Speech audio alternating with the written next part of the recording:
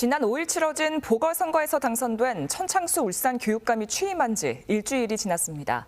오늘은 천창수 교육감과 함께 앞으로 울산교육 방향 등을 들어보도록 하겠습니다.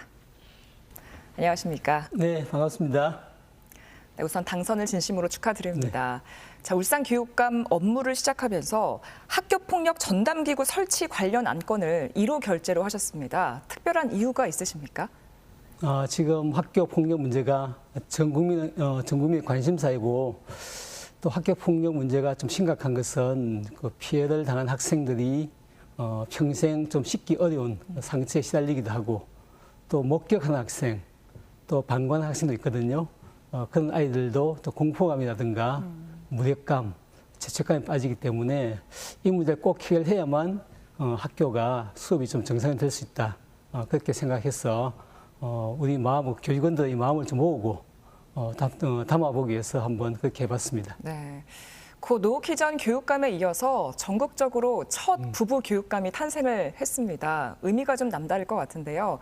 전 교육감의 어떤 정책을 이어나가실 생각이신지, 또 어떤 정책을 좀 변화시킬 생각이신지 답변 부탁드립니다. 네.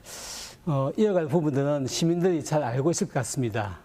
다 요구 많이 하는 게 청렴한 행정은 계속 이어가야 한다.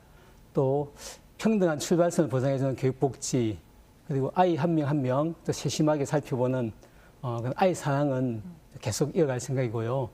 좀 그런 바탕 하에서 좀 변화시키고 싶은 부분은 좀 학교가 또 삶과 배움이 일치하는 교육을 통해서 좀 학교를 변화시켜 보겠다. 그런 뜻을 갖고 있습니다. 네.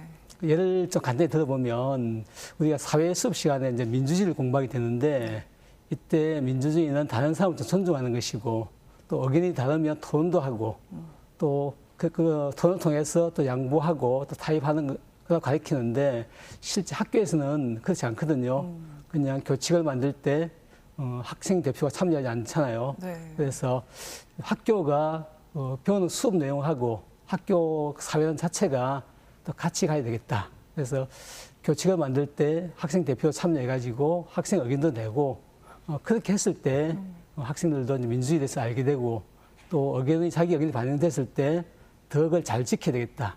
학교에는 애정도 많이 생기고 해서 학교 생활이 훨씬 더 부드러워지지 않을까.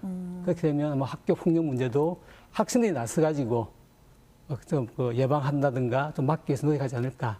그런 생각도 갖고 있습니다. 네, 토론의 장이 되는 학교 현장 참 기대가 되는 것 같습니다. 자, 다음 질문으로 넘어가 보겠습니다.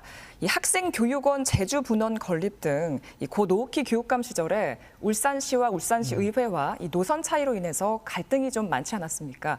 이런 문제들은 어떻게 해결해 나가실 생각이신가요? 저는 생각을 좀 쉽게 하고 있습니다. 네. 교육에 특별히 이념이 있는 것도 아니고, 또 이제 시의원들도 시민의 대표이지 않습니까? 네. 그래서 각자의 생각도 있고, 또 시민들의 의견도 많이 듣지 싶습니다.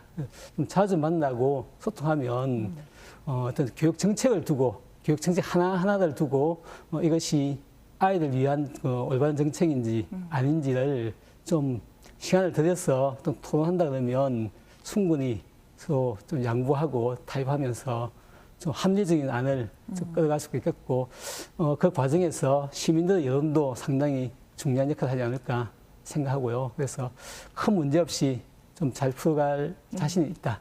그렇게 말씀을 드리겠습니다. 네, 천창수 울산교육감 만나봤습니다. 오늘 말씀 고맙습니다. 네, 고맙습니다.